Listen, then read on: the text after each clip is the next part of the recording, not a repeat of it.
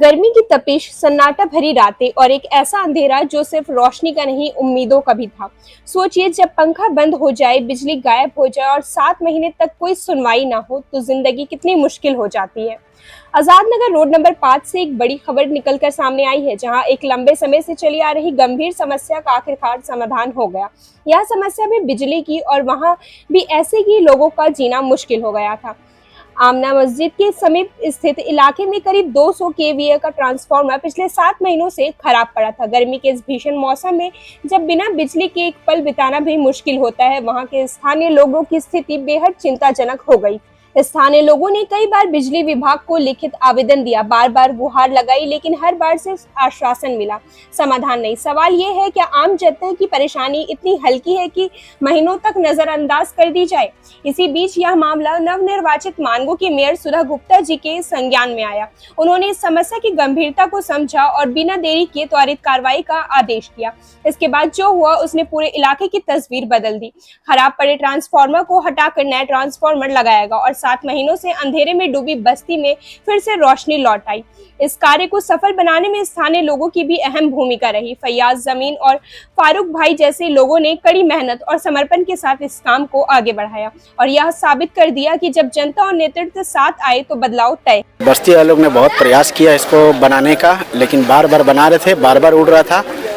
तो फिर ये लोगों ने, हम पूर्व मंत्री और वर्तमान मेयर सुधा गुप्ता जी के पहल से ट्रांसफार्मर जो है अभी 200 केवी का नया लगा है, जो बस्ती वाले लोगों ने भी बहुत आभार व्यक्त किया उनका, और सब कुछ है उनके कार्य से। ये है आपका road number 10A Azad Nagar road number 10A के पास में। ये कनेक्ट करता है 10A 10B दोनों को, ये लाइन देता है। और आपके सामने आमना मस्जिद भी है वहाँ, और करीब करीब मान के चलिए 300 से 400 घर है।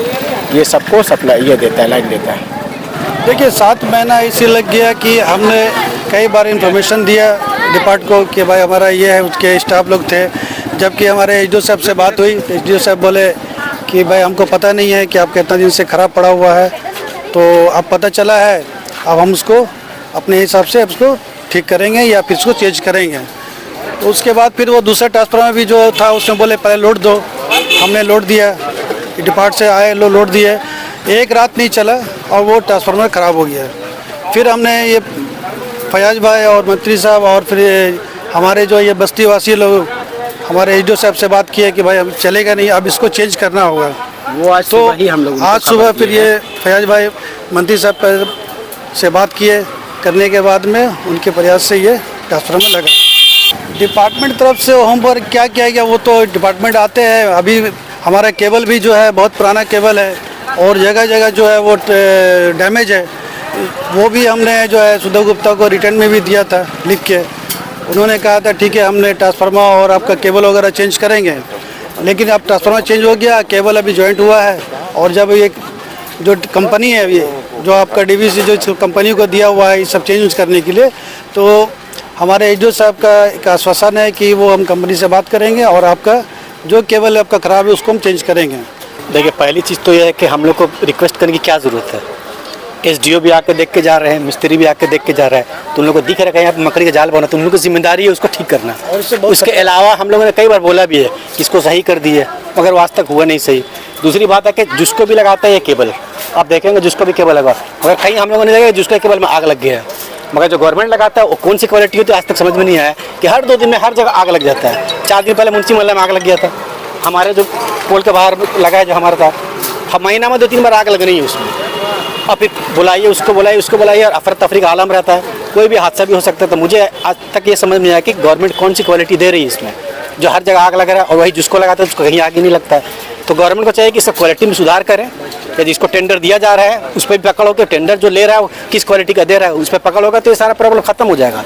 लोड बहुत ज़्यादा लोड नहीं है हमारे ट्रांसफार्मर, मगर केबल में इतना प्रॉब्लम है जिसके वजह से ये सारा प्रॉब्लम हो रहा है। और बहुत सारी बातें हम लोगों ने बता रखे हैं, मगर कोई करने वाला कुछ नहीं है, समझे ना। 12 बजे चला जाएगा, 2 बजे रात में हम लोग यहाँ खड़े रहते हैं ट्रांसफार्मर के सामने में। गर्मी के दिन में आए दिन की चीज़ है कि आप 2 बजे 1 बजे रात में हम लोग यहाँ पर देख लीजिएगा कि फेस चला गया है, तो जंपर उड़ गया है, तो ये हो गया वो हो गया। सारे मतलब हर गर्मी की यही सिचुएशन है। तो मेरा बस यही कहना है कि जो केबल दिया जा रहा है उसकी क्वालिटी में सुधार हो, जिससे आदमी को परेशानी जो हो रही है, जो जल जा रहता है, हमेशा आग जो लग रहा है, उससे वो प्रॉब्लम ख़त्म हो जाए। मंत्री जी का शुक्रिया। देखिए, आप सुधा गुप्ता जी हमारे मोहल्ले में आई थी, 10 नंबर में आई थी मेयर बनने के कुछ दिन बाद। तो हम लोगों ने उनके सामने में यहाँ का रोड का जो खस्ता हाल है वो और ट्रांसफार्मर के मैटर को रखा था। तो उन्होंने बोला था कि आपका ये जो है 2 से 3 दिन के अंदर में ये मैटर आपका सॉल्व हो जाएगा। उसके बाद हम लोगों ने वेट किया मगर कुछ हुआ नहीं। तो फिर हम लोगों ने एसडीओ से बात किया। एसडीओ ने बोला कि आप पुराने ट्रांसफार्मर में आप जब तक लोड नहीं दीजिएगा, जब तक वो उड़ेगा नहीं तो नया ट्रांसफार्मर लगेगा नहीं। उनके कहने पर हम लोगों ने 2 दिन पहले इस पर लोड दिया। जैसे लोड दिया, रात में बहुत प्रॉब्लम किया और दूसरे दिन उड़ गया। तो हम लोग एसडीओ को बोला आप तो बोले थे कि ऐसा होगा तो नया देंगे। तो उन्होंने बोला हाँ ठीक है, हमने जो बोला था वो किया था, समझे ना। तो फिर जब कल उड़ गया तो उन्होंने जो प्रॉमिस किया था कि उड़ने के बाद हम लोग देंगे, उन्होंने उसको एग्जीक्यूट किया और यहाँ पे नेट ट्रांसफार्मर आज दिख रहा है हमें। तो ये कहानी सिर्फ एक ट्रांसफार्मर बदलने की नहीं है, यह कहानी है उम्मीद की, जिम्मेदारी की और उस बदलाव की जो समय पर सही निर्णय लेने से आता है। लेकिन एक सवाल अब भी बाकी है, क्या हर समस्या के समाधान के लिए इतनी लंबी प्रतीक्षा जरूरी है?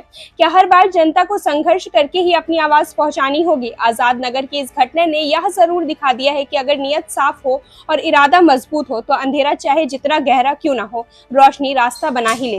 लॉन्ड्री की झंझट और दागों की टेंशन से परेशान? सिंपली क्लीन में पाएं धुलाई और ड्राई क्लीनिंग की बेहतरीन सुविधा। फैब्रिक वॉइस एग्रीगेशन के साथ हम इस्तेमाल करते हैं सबसे आधुनिक वॉशिंग टेक्नोलॉजी। हमारी एक्सप्रेस सर्विस से पाए कपड़े आज दिए कल तैयार। We offer free pickup and delivery. आज ही आइए सिंपल क्लीन पर। Shop number 3, Sartaj apartment, road number 10, Zakir Nagar, old Purulia road, Mango, Jamshedpur. Simple clean, जहां हर कपड़ा हो जैसे नया।